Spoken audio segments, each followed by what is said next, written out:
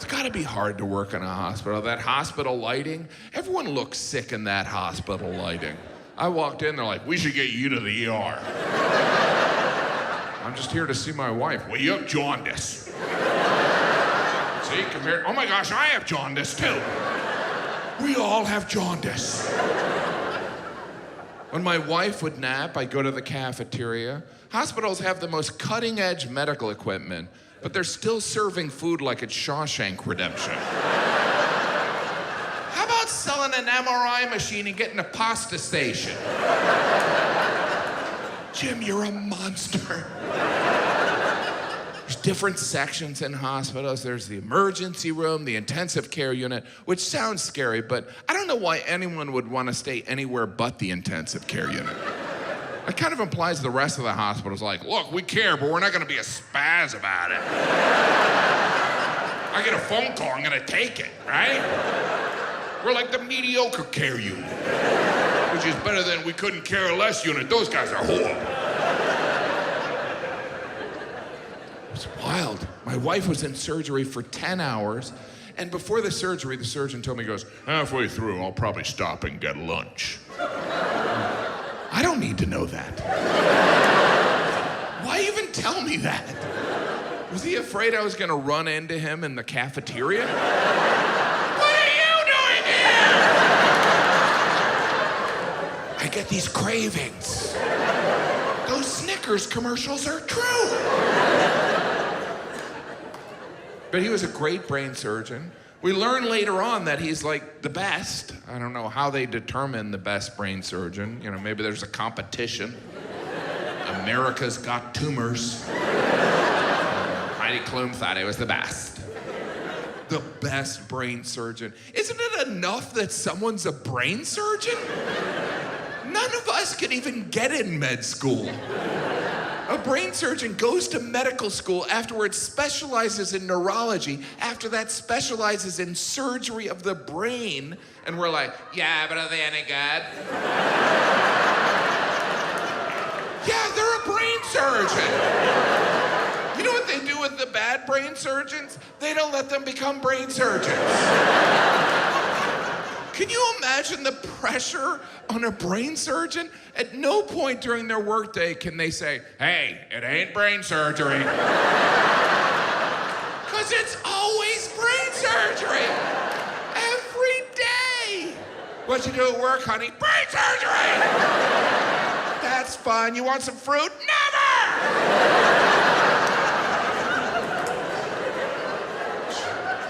My wife she had an amazing team of doctors. She had the brain surgeon. She also had an ear, nose, and throat doctor. Ear, nose, and throat, that kind of sounds like they didn't make the cut for brain surgeon. I want to be a brain surgeon. You know what? Let's stick with the ears, nose, and throat. You'd be better with the things surrounding the brain. Can I have the eyes? You know what? Let's stick with the ears, nose, and throat. We promised the eyes to the nerd at Lens Crafters. Why pick on optometrists? Those ear, nose, and throat doctors, they must look at dentists and think, just teeth? That's it? What about the tongue? Not the tongue, just the teeth. You just work on teeth, surgery on teeth? Oh, I don't do the surgery, that's the orthodontist. I mostly scrape stuff off of teeth while I listen to 80s music. I love Debbie Gibson. When you think about it, dentists, they don't do the surgery. They don't even clean the teeth. They're like, you guys do everything, and then I'll come in and jab them with a sharp object. Well, I listen to Debbie. In Milwaukee, I stayed in a hotel named the Fister. That was the name, the Fister. And obviously, they were sensitive to it sounding weird, so they added a P at the front, so it was the Puffister. Hey, it worked for Michelle Pfeiffer. And that hotel was started by a man named Guido Pfister. I thought, my name's Guido Pfister, why don't I go into hospitality? Guido Pfister. His name sounds like an ethnic slur. Get out of here, you Guido Pfister! Go fish somewhere else!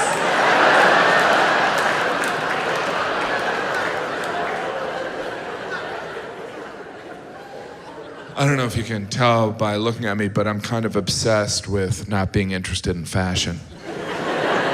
It's something I care deeply not about. And I'm aware that not being into fashion is a fashion choice, right? How annoying is that? It's like, oh, you're not into fashion? That means you're in the normcore.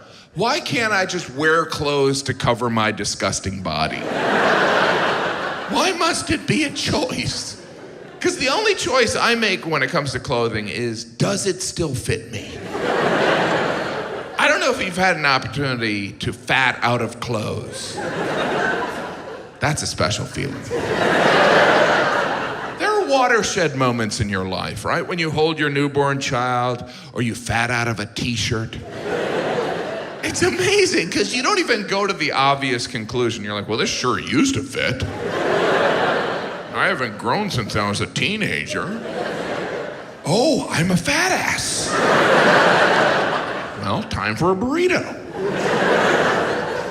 I don't know. The best is when you pack for a trip and you fat out of clothes, but you don't realize until you get there. You sit there and you go, well, I guess I could wear that as long as I don't breathe out. Or sit down. You ever wear a shirt you can't sit down in? Yeah, you know what? I'm gonna stand. I know it's Thanksgiving. I'm more thankful standing. Better angle for carving. I still have all the clothes that don't fit me. They're in my closet in case I have a dramatic weight loss over a weekend. It's ridiculous. It's like I'm curating an exhibit of my weight gain. Well, that suit was from 30 pounds ago, and that sweater was from last winter, and this shirt never fit. Have you done that? Have you bought clothes that don't fit thinking that'll be the incentive to lose weight? It's like, well, I've only gained weight for the last 40 years. Maybe this shirt will turn it around. How'd you lose weight? I bought a shirt. It worked. No, fashion's kind of wasted on me. You know, like those fashion shows. To me, fashion shows just look like skinny teenagers walking around in their parents' clothes looking for food.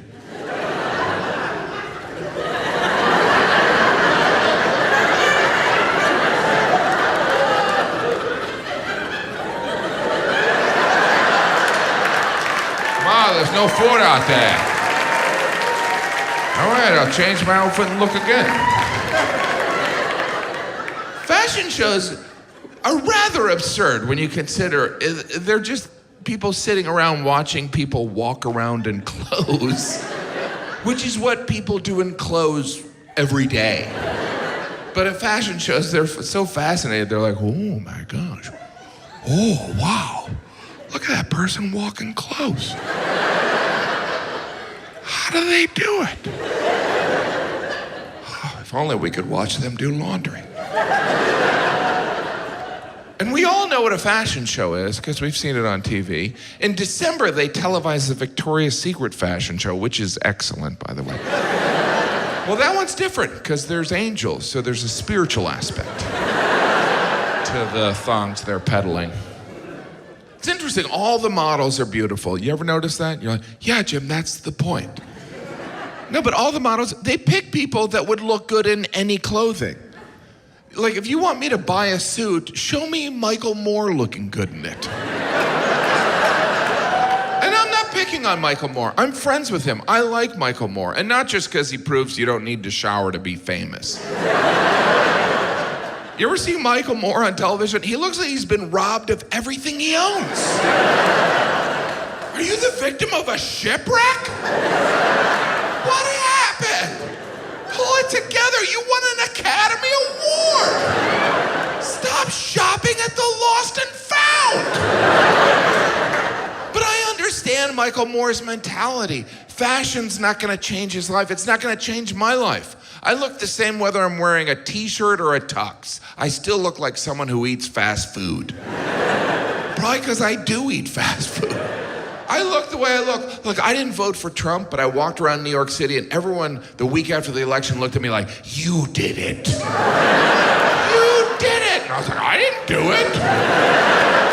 But after a couple days, I was like, did I do it? I know people are scared about Trump being president, but I can tell you, as a straight white male, I feel like I'll be okay.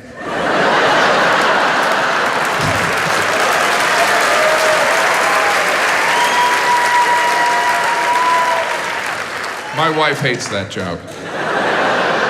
And I love her, but not enough to get rid of that joke. I would do anything for my wife. I'm aware of that. But there are people that are more romantic.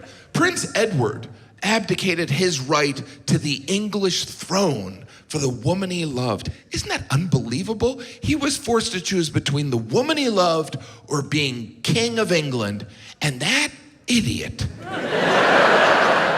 chose the broad. Now, I'm sure in that moment it was the right decision, and I'm happily married, but even in the best relationship, each person has thoughts where they go, I've made an enormous mistake.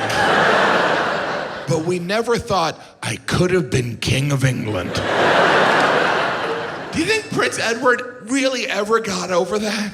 Every time he had to empty the trash, he's like, the king of England doesn't have to empty trash. The King of England can chat with his ex on Facebook. Can you imagine what kind of news event that abdication was in the UK? There must have been, he's gone mad. We should get him to hospital. Jim, your British accent is getting worse. Why wouldn't you take 5 minutes and learn a good accent? It's just lazy. It's just lazy. But we got 5 kids, and that seems like a lot. And frankly, it's too many. It is a lot, but what am I going to do now? It's not like they come with free return shipping. I love having 5 kids. I travel with them because I don't want to be away from them, and also I enjoy the look on waitstaff's faces when I walk in with my family. Because my kids are 5, 6, 8, 11, and 13. And we walked into a restaurant in Dallas, and I saw a waitress look at me and my family and quit her job. I mean, she could have been getting off her shift. I just saw her look at us and throw down her apron and storm off. And I felt like we won. But I like being a dad, you know. I try and do one-on-one time with each of my kids, but it's hard because I travel and there's a lot of them. So sometimes that special daddy and me time is just doing something mundane, like going with me to the post office. It's like, that's right, buddy, just you and me. Going to find out why we got this damn slip on our door. Stick that in the memory bank. My dad, always making time for me. Squeezing me into errands. I remember walking to the post office and listening to him bitch and moan about the federal government. What a guy. Try to be a good dad. I got my kids a dog. I rescued a dog. Thank you. Thank you. Well, it's not like the dog was drowning. The dog wasn't a victim of sex trafficking. I just went in a building, gave a guy money, and got a dog. That's how I rescued it. After that, I rescued a pizza. I had to wait to rescue the dog because the dog was in Jamaica. I don't know if it was on vacation. But I rescued a dog from paradise so it could live in my crowded New York City apartment. Sometimes I put the leash on the dog and it looks at me like, I used to run on the beach. And now I sleep in a cage. My only hope is that one day you'll get rescued. But rescue is the language of today, right? And we mean adoption. Now, people don't even say they own dogs. Now people say they're a dog parent. But I feel like dogs are different from kids. Like, you never hear a parent say, you know, my son had some behavior problems, so we gave him to a friend who had a farm upstate. That way he can run around and we'll visit him on weekends. Jim, you're a monster. I'm no saint, but nobody even goes for saint today, right? There's no saints. Nobody's like, you know what, I'm thinking of, I'm either gonna go graphic design or saint. Nobody goes for it, because, well, there are Latter-day Saints. There's Mormons. I love the Mormons. I don't know what Latter-day means. Maybe that means they're like deviant till 3 p.m. I'm like, well, kids are coming home. Let's get out of these S&M outfits, honey. Back in khakis. I'm talking about the traditional Catholic sense of a saint. Nobody goes for saint anymore because it's too hard. To be considered a Catholic saint, you have to perform 2 miracles. I don't know why it's 2. It's not like half of us would be like, if it was 1, I'd go for it. Yeah, because I could do that thing with my elbow. It's not like 1 miracle's not impressive. You're never in a job interview unless your special skills, walk on water, Microsoft Word. Tell me about the Microsoft Word. Actually, where I live in New York City is where the soon-to-be first African-American saint is buried. His name was Pierre Toussaint, and he was a hairdresser. I didn't even know you could be a hairdresser and a saint. But he apparently got done cutting people's hair, and they were like, this is a miracle.